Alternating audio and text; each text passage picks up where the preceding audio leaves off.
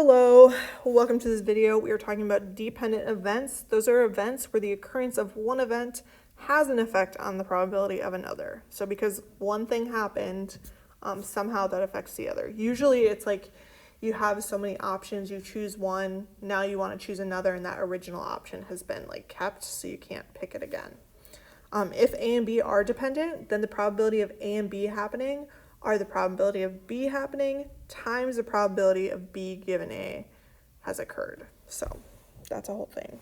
Let's go ahead and look at our first problem. So 3A says, you write each cousin's name on a card, place the cards in a hat, and select one name. If you select a second name without replacing the first card. If 3 of your 10 cousins speak Spanish, find the probability of selecting 2 cousins that speak Spanish. So we want the probability. So we want the probability of Spanish and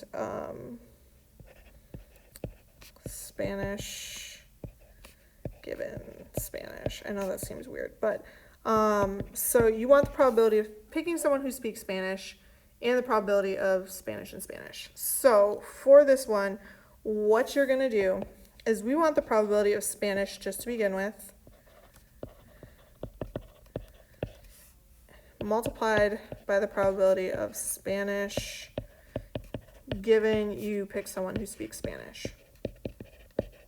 So really what happens here is the first thing we want to do, our first probability, super easy.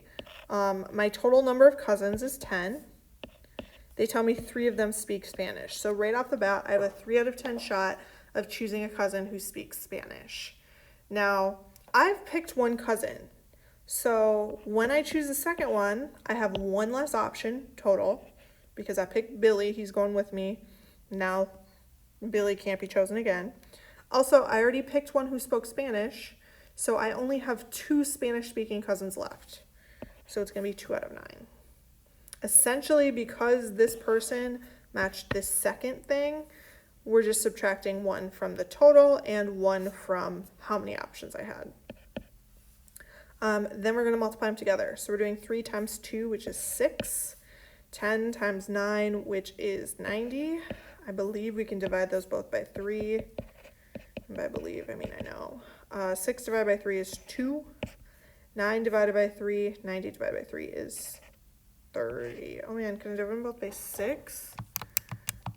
Oh, I can. Notice you could divide this by 2, divide this by 2, and you get 1 over 15. And that's my final answer. All right, let's look at your next one. Hopefully it doesn't have all the same words a million times. Maybe a little less confusing. So for 3B, if you're dealt 2 cards from a 52 card deck, find the probability of getting 2 kings. So we want to do the probability of K and K. And again, that's going to be the probability of K times the probability of K given the first card was K. So we're just going to do first one was K. In terms of kings, there are 13 kings in a deck. So my probability of, or sorry, that is totally wrong. There are not 13 kings. There are 4. That's a very different number. So the probability of choosing 1 king is 4 out of 52, because I have 52 king cards total, multiplied by the probability of choosing another king. So I had 4 to begin with. Now I picked 1. I only have 3 kings left. So those are my number of options on top. Also, I had a card deck of 52, but I picked 1, so now I'm down to 51. Again, we'll multiply straight across, so 4 times 3 is 12. 52 times 51 is 2,652.